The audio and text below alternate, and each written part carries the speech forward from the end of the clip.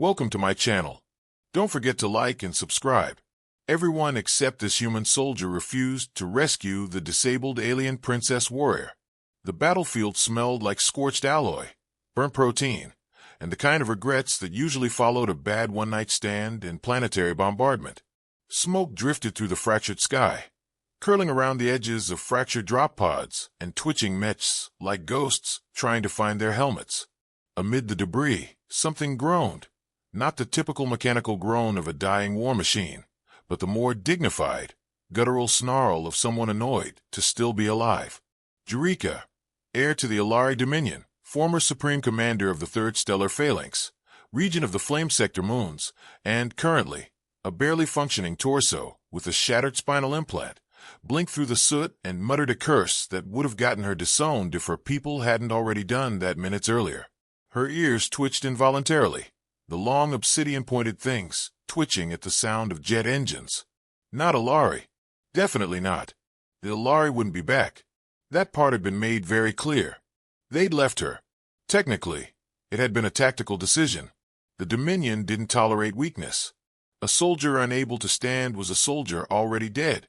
And Jorika slumped against a half-melted shock turret, her neural rig fried and her lower body unresponsive, qualified as defective. She watched a shuttle soar overhead. It didn't slow. Figures. Well, she said aloud to no one. This is humiliating. You're telling me? Came a voice nearby. I was promised this would be a quiet salvage run. What do I find?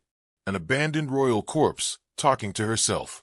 I mean, I've seen weird, but this is next level. She turned her head slowly. A man stood 10 feet away, armored in scavenged tactical gear, one boot missing a sole, a rifle slung over one shoulder, and an expression that sat somewhere between curious and profoundly unimpressed. Identify yourself, she snapped. Sergeant Dax Holleran. Retired. Voluntarily, if you ask me. Dishonorably, if you ask anyone else. I prefer strategically unemployed. He walked closer, poking a collapsed helmet with his boot. And you are what? Royalty with a side of roadkill. Jorika of House Marinth. I outrank. Oh, I don't do ranks. Had a bad experience with a corporal who couldn't count past 11. Long story. Involves space chickens and an airlock. Dax crouched beside her. Well, you're a mess. Very perceptive, she muttered. Spinal rig's blown, he said, tapping a finger gently near the base of her back. That's Dominion make, right? Neural channel fried. No signal to the lower body. And that blood. He sniffed the air. Yup. Royal. Your people have very judgmental plasma. They left me, she said, more to herself than to him. Yeah, I noticed. Classy move. Dax looked around. Guess the Dominion's all about dignity. Up until one of their war heroes needs a wheelchair. She stared at him. Why are you still here? I dunno, he said, scratching his stubble. Maybe I'm hoping you're secretly a treasure map. Or maybe I'm bored. Or maybe I've got a savior complex, and this is how it manifests. You're mocking me. A little. You're funny when you're angry. Kinda twitchy. The ears help. I will kill you. With what? He glanced at her hands. If I give you a stick, maybe you could poke me real hard. I still have my wrist blades, she hissed. Good point. Guess I'll stay over here. He stood. Well, Jorika of House Marinth, you have two options. You stay here and get picked apart by scavengers, or I can take you with me to the worst medical clinic this side of the asteroid belt. I mean, the doctor is technically a toaster. Literally. It was reprogrammed. I don't need charity. I'm not offering charity. I'm offering bad decisions and a life of low-stakes crime. Big difference. She hesitated. Her body ached in places she hadn't known existed, and her pride, usually a towering obelisk of Alari confidence, lay shattered like the tactical visor at her feet. Every instinct screamed to die with honor. But then again, dying with honor sounded suspiciously similar to dying without air conditioning. I should refuse, she said. You should, Dax agreed. But that would be extremely inconvenient for me, and I've already had a rough week. She sighed. If you make one joke about carrying me, I will gut you. No jokes, he said, sliding his arms beneath her with surprising gentleness. But for the record, you're heavier than you look.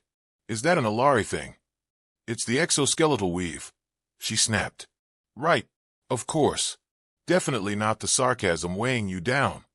He carried her to his shuttle, a battered stealth skimmer that looked like it had once lost a fistfight with a meteor shower, and loaded her into the passenger seat with all the ceremony of placing groceries into a cargo bin. Welcome aboard the Rust Bucket Dream, he said, hopping into the pilot's seat. All passengers are advised to keep their sarcasm in an upright and locked position. The engine sputtered, whined, then roared to life. You're risking everything for me, she said quietly. Why? He glanced at her, a flicker of something unspoken in his eyes.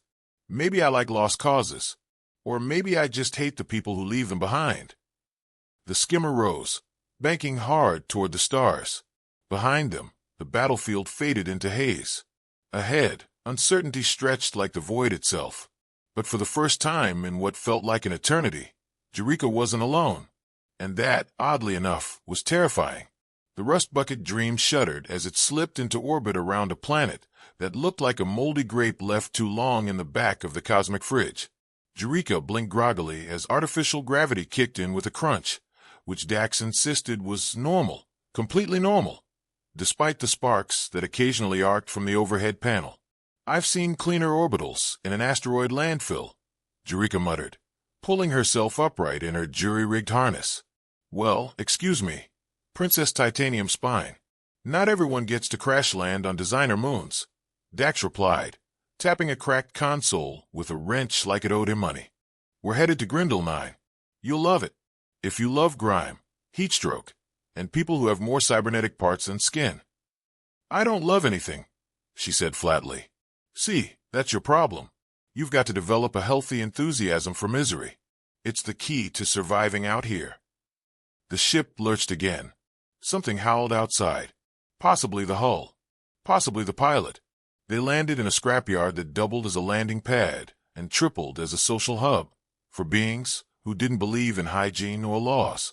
Dax guided the shuttle between rusted towers of engine parts and discarded exolimbs, muttering greetings to various scavengers, most of whom waved with suspicious friendliness or pointed sharp objects in general salutation. Welcome to paradise, he said, yanking a lever to open the hatch. Watch your step. The ground's technically solid. Technically. Jorika's hoverchair descended with a hydraulic hiss, cobbled together for medical salvage, hoverboard bits, and what looked like a repurposed vending machine motor. It hummed as it rolled forward, slightly uneven, and let out a squeaky celebratory chirp every 5 meters. This chair is defective. It's not defective. It's expressive. It's got personality. Like you, but with more dignity. You attached a snack dispenser to the armrest. Nutrition is important for healing. It dispenses lizard jerky. High in protein, Dax said, strolling beside her as the chair gave another celebratory squeak. They arrived at a dome patched with tarpaulin and what might have been a whale skeleton. Inside, a series of whirring sounds greeted them, along with a faint musical jingle. A cylindrical machine with googly eyes drawn in marker scooted toward them on tank treads. Patient detected, it said in a cheerful tone. Welcome to Dr. M3D, 1BS Autonomous Trauma Clinic. Please remain conscious during diagnosis. You said your doctor was a toaster, Jorika muttered. I upgraded it. Now it's a toaster with a PhD in field medicine. Where did it get its license? The same place I got my pilot certification. That explains a lot. Dr. M3D. 1B ran a series of scans, flashing lights and whirring appendages around her. A holographic display projected her skeletal structure, highlighting the blown neural relay and spinal core with alarming red symbols, one of which translated roughly to woeful malfunction. Diagnosis: catastrophic failure of primary mobility array. Neural interface compromised. Prognosis: 84.2% likelihood of long-term motor impairment. Also, vitamin D deficiency. I haven't seen sunlight in a month. Recommendation: supplements. And possibly less brooding. Can it be fixed? She asked, Ignoring Dax's smug look, the bot beeped thoughtfully. With sufficient parts, biointegrative nanogel, and a working plasma welder, partial mobility restoration is possible. Or you can opt for full limb replacement, assuming you enjoy being part forklift. I would rather be set on fire. We can do that too, said the bot cheerfully. She turned away. Dax was busy fiddling with a dented tablet, flipping through lists of salvage suppliers, half of whom had names like Blasty Pete and No Refunds Marn. She let the silence grow thick before breaking it. They should have fought for me, she said. Yeah, Dax replied without looking up. But they didn't. They'll claim I fell with honor, that I chose to die in battle, that I was a warrior to the end. And here you are, still breathing. How inconsiderate of you. They'll call me broken. They're idiots. You don't know them. No, but I've met enough arrogant, spine-polished tyrants to know a good one when I see her. She paused. A good tyrant. The best kind. You give speeches. You glare a lot. You probably even threaten diplomats with finger lasers. They weren't finger lasers. See, I knew it. Later, in the storage bay, Dax laid out parts he'd scrounged. Joint stabilizers, neural thread, a repurposed AI interface from a dance bot named Fleximax, and a half-melted Alari military bracer. Jorika examined each piece in silence before speaking. This is junk. Correction. This is finely curated, questionably legal, structurally unstable genius.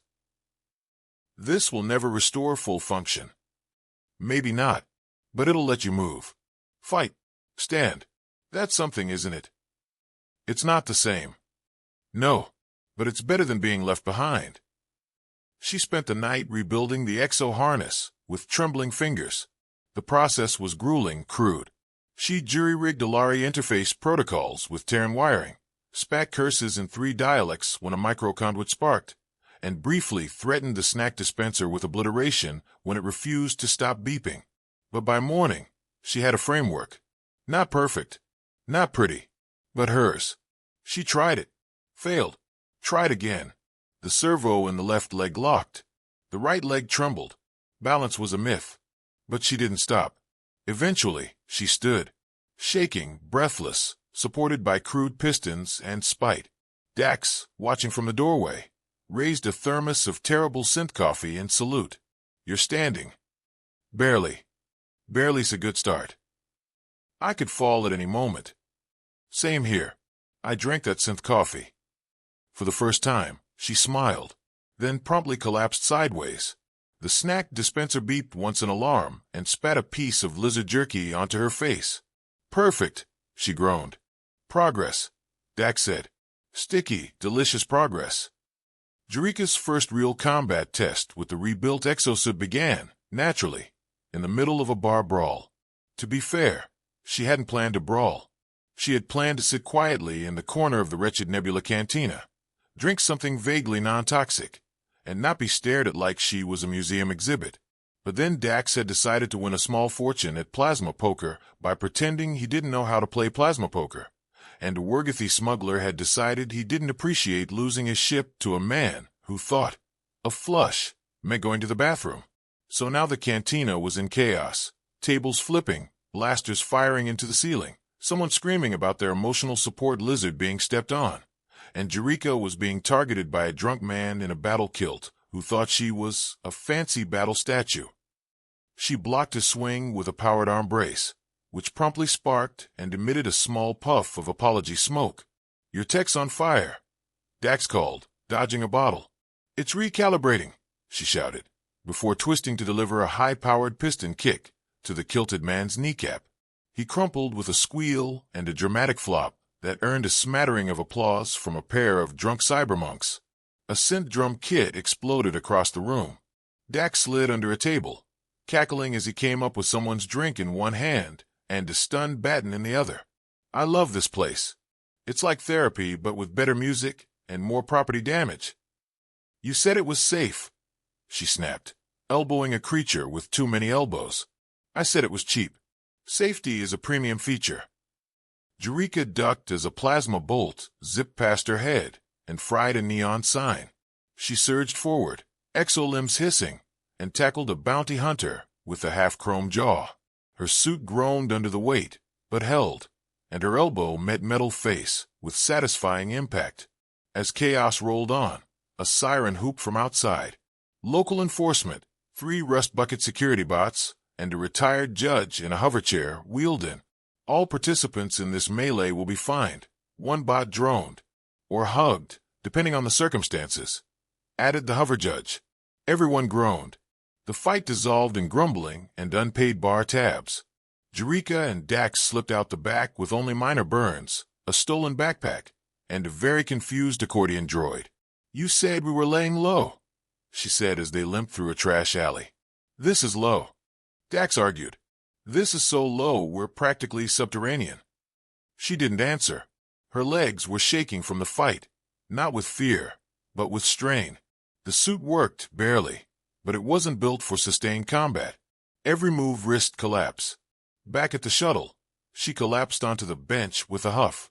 Dax peeled off his jacket, tossed it over a crate, and whistled a tune she suspected was both irritating and intentionally off-key. "You did good," he said eventually, rummaging through a drawer of parts. "I fell twice, and got back up 3 times. That's not how numbers work. Not when you're only counting falls," he said. "Look, I'm not saying you're ready to storm the Ilari throne room and throw a dramatic cape over your shoulder, though please do that someday. But you held your own." She stared at her gloved hand. The fingers twitched. Slight delay. Microfiber response lag. Tolerable. It's not enough. It never is. But it's a start. She glanced at him. "Why are you still helping me?" "Because," he said, tossing her a coolant pack. "If I don't, who else is going to teach you the joys of cantina brawls, lizard jerky, and making terrible life choices?" The following week was quiet, which was suspicious. They hit out in orbit around a gas moon shaped vaguely like a screaming frog, hacking old Dominion channels for information. Jorika upgraded her suit with scavenged Ilari command chips and a targeting visor that used outdated ping frequencies to track movement. Dax modified their ship's cloak drive using gum, string, and something called fermented coolant noodles. It mostly worked, except when it randomly projected cat holograms. "Why cats?" she asked. "Better than the holograms it used to project." "What did it used to project?" "My ex, in various stages of disappointment." They trained. Dax showed her human close-quarters combat, less finesse, more chaos. She taught him how to disarm a blaster blindfolded using only elbow pivots and a cruel sense of irony. She laughed more. Once, by accident, then denied it. They played chess with bottle caps. She won. Then he changed the rules and declared a rematch. She asked about Earth once. He described it like it was a half-remembered fever dream of beaches, fried food, and bureaucrats who still used paper. She didn't talk about the Ilari. Not yet. But then the transmission came. An encrypted ping across a Dominion military relay. Audio only. Male voice, familiar. Cold. Report confirms fugitive Jorika Marinth remains active. All units authorized for termination. Glory to the Ascended. She froze. Dax paused the playback. "Friend of yours." "Viral," she said. "My second. He's hunting me." Dax whistled. "They really don't do half measures, do they?" "They consider me a threat." "Good. That means you're still dangerous." She rose slowly, exo brace locking into place. "Then we make them prove it." He grinned. "Atta girl. But first," she added, "we need better weapons. And less lizard jerky. Don't push it." That night, as they flew toward the outlaw markets of Caltras 9, Jorika stared out the viewport at the drifting stars. She wasn't whole. She wasn't what she used to be. But she was something. And whatever that something was, the Dominion was about to regret underestimating it. The entrance to Caltras IX's underground market was disguised as a noodle stand. A malfunctioning one. It flashed fish. In 6 languages, none of which actually said noodles. Dax poked a sign and received a static shock to the forehead. "We're definitely in the right place," he muttered, rubbing his temple. Only the best black market vendors hide behind dangerous cuisine. I am not trusting a bazaar hidden inside a noodle stand, Jorika said. That's the first rule of outlaw trading. If it doesn't feel like a terrible idea, it's probably a trap. Is that why you once traded your boots for a fake invisibility cloak? I maintain the boots were defective. The noodle stand hissed, popped, and then rotated sideways, revealing a lift platform made of scrap metal and a dented shield generator. It buzzed gently under their feet as it descended into the neon-lit depths of Kaltra's subterranean market, an industrial maze of stalls, smuggler dens, and ambient techno-chant music. Jorika's eyes scanned the chaos. Vendors hawked everything from ancient weapon cores to genetically modified companion slugs. One stall sold certified royal blood, which was definitely not certified and definitely not royal. A glitched hologram nearby stuttered through an ad. Need a memory erased? 2 for 1. Bring a friend you want to forget. Dax waved at it. We should buy one just in case you ever remember my cooking. I already have trauma suppressors for that, Jorika replied. They found the contact in a stall marked quantum trinkets and vague regrets. He was a bipedal bird-like creature wearing a lab coat with suspicious stains and goggles, with no lenses. Ah, the exile princess and the sarcastic mammal, the vendor cawed. Welcome. What contraband tickles your criminal fancies today? We're looking for neural interface stabilizers, Jorika said. 3rd-gen predominion firmware. Also some plasma cores, Dax added. Preferably the kind that don't explode on Tuesdays. And possibly an old Alari Royal beacon, she added. One that can still sync to command channel frequencies. The vendor's feathers puffed. You seek the Bone Spire vaults. No offense, Dax said, but that sounds like a very haunted theme park. The Bone Spires, the vendor continued, ignoring him, lie beneath the forgotten reactor core of Kaltra's 9, guarded by scavenger tribes, unstable AI, and an exiled poet who throws knives. I like him already, Jorika said. The vendor passed them a cracked holomap. Beware. None who go there return sane. Dax grinned. That's fine. We didn't start out very sane. The route was long, dark, and contained exactly 3 death traps before they even made it past the first tunnel. Jorika's exobrace nearly shorted while disabling a pressure plate that triggered laser confetti. Deadly, of course, but color-coded for festivity. Why would anyone install this? She grunted. Maybe it was a birthday surprise that got reprogrammed by a sociopath. Dax offered, ducking under a humming blade trap shaped like a party streamer. They reached the Bone Spires 6 hours later. It wasn't just a name. Actual bone-white mineral towers jutted from the ground, each fused with twisted metal. Between them stood an ancient Alari temple archive, now crumbling, but still pulsing with power. This is it, Jorika whispered. The entrance sealed behind them. Dax groaned. Yup, totally not a trap. Inside, the air crackled. A defense AI activated with a voice like broken wind chimes. Identity required. Bloodline or banter? Did it just say banter? Dax asked. Jorika stepped forward. Jorika Marinth. House code Theta Prime. Activating sovereign override. The lights blinked. Identity confirmed. Emotional damage, extensive. Commencing therapeutic obstacles. Metallic statues came to life, swinging energy staffs and shouting motivational slogans. You're doing great, but you're still going to die. Jorika fought. Her suit groaned. Sparks flew from her knees. One statue caught her mid-twist, knocking her into a column. She landed hard, vision swimming. Dax dragged her back, firing stun rounds into the chaos. New plan, he said. Less fighting, more running. They zigzagged through echoing halls, avoiding AI drones that offered aggressive encouragement and floating therapy orbs that tried to hug them. They reached the archive core by collapsing an ancient balcony and using a rusted food cart as a sled. Jorika smashed the control panel with her gauntlet. The core lit up. A capsule emerged from the floor, a sealed Alari artifact, marked with the royal sigil. It's the neural core, she breathed. And we're not dead, Dax added. Yet. Jorika connected the core to her spinal port. Pain flared. Then light. Her exosuit surged. Systems rebalanced. Movement smoothed. The tremor in her legs stilled. Dax leaned in. You okay? I feel powerful, majestic, ready to install updates.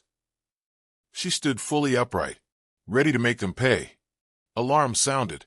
Outside, Dominion dropships descended on Caltra's 9. Jorika turned to Dax. Time to run again? He shook his head, loading his weapon. Time to fight.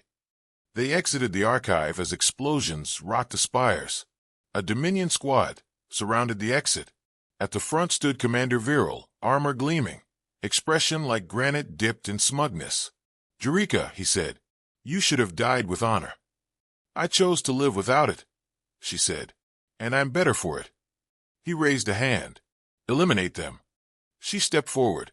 Her legs didn't tremble, and for the first time since the battlefield, she smiled with teeth. The Dominion troopers hesitated for exactly 1 second too long, and Jorika didn't waste it. Her upgraded brace surged, the new neural core syncing perfectly, and she launched forward like a thunderbolt with very aggressive opinions. The first 3 soldiers didn't even get their rifles fully raised before they were on the ground, wondering if their ancestors were disappointed. Dax fired from behind cover, whooping like a man who had no long-term survival strategy. Remind me to never argue with you again about whose turn it is to clean the ship. You lost that argument the moment you used the fuel filter as a coffee strainer. Still tasted better than the bar on Grindel 9. She swept through the second wave with surgical precision. Every move flowed, no hesitation, no shorting servos, no fear of collapse. The suit moved like second skin. No, not a suit. A weapon. A promise. Viral stepped forward, hand raised to halt his troops. Stand down, he said, voice sharp. She's mine. Oh, great, Dax muttered. He's doing the dramatic rivalry thing. Want me to punch him before he starts monologuing? No, Jorika said, walking slowly toward her former second-in-command. Let him speak. I want to hear how he justifies betrayal with a straight face. Viral drew his blade, traditional Alari steel, ceremonial and stupidly impractical. You left your people. You broke the code. You left me to die on a battlefield, she said, because I couldn't walk. He didn't flinch. You were compromised. The code demands perfection. I'm not perfect. She cracked her knuckles. I'm better. The duel wasn't elegant. There were no flourishes, no dramatic music cues, unless you counted Dax muttering the theme from Space Gladiators under his breath. It was brutal, fast, and ended with Jorika slamming Viral onto the ground hard enough to rattle his spleen. She didn't kill him. He lay there, panting, confused. You're sparing me? I'm breaking the code, she said. Starts with mercy. Dax leaned over him. Also, we're out of body bags. Budget cuts. The remaining Dominion troops lowered their weapons, glancing at one another. None of them moved to attack. One even coughed awkwardly and muttered, I think I forgot to clock in. Jorika turned to the crowd. The code is broken. You know it. I was loyal. I bled for you. I lost everything for you. And when I was no longer convenient, you discarded me. No one spoke. She walked past them. You don't get to decide what I become. I do. She and Dax returned to the Rust Bucket dream, which somehow hadn't been stolen or exploded in their absence, which Dax took as a cosmic sign that their luck was improving. You didn't kill him, he said once they were aboard and in orbit. No. You sure you're not coming down with something? Not killing him is my revenge. You are terrifying. Thank you. He handed her a datapad. So now what? We could lay low again. Or, crazy idea, we could go somewhere that isn't actively trying to shoot us. I have a better idea, she said. She uploaded the archive data. The neural core hadn't just enhanced her mobility. It contained ancient Dominion records, flaws in their command structure, hidden corruption, transmission logs proving how many warriors had been left behind. We exposed them, she said. Not just the code. The whole rotting hierarchy. Going full rebellion? I like it. Very dramatic. We'll need a cool name. Rebel Alliance is taken. What about the disgruntled few? We recruit the forgotten. the exiled, the broken. Better, the creatively reassembled.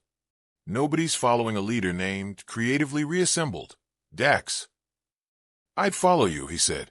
She looked at him, not with suspicion, or irritation, or that slightly murderous glare she usually gave him.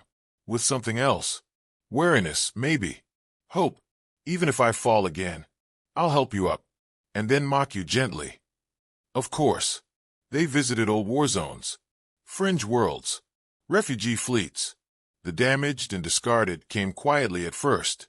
A scarred pilot with no voice box. A medic who used her own body to test chemical burns. A former general in a hoverchair with eyes sharper than any blade. They followed her. The rebellion grew. And Dax, somehow, became a face of it too. Not a strategist. A voice. A joke. A story. A human who reminded everyone that strength didn't have to wear armor.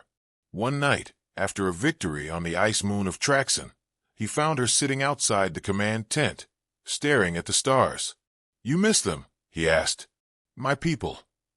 Your old life. She thought.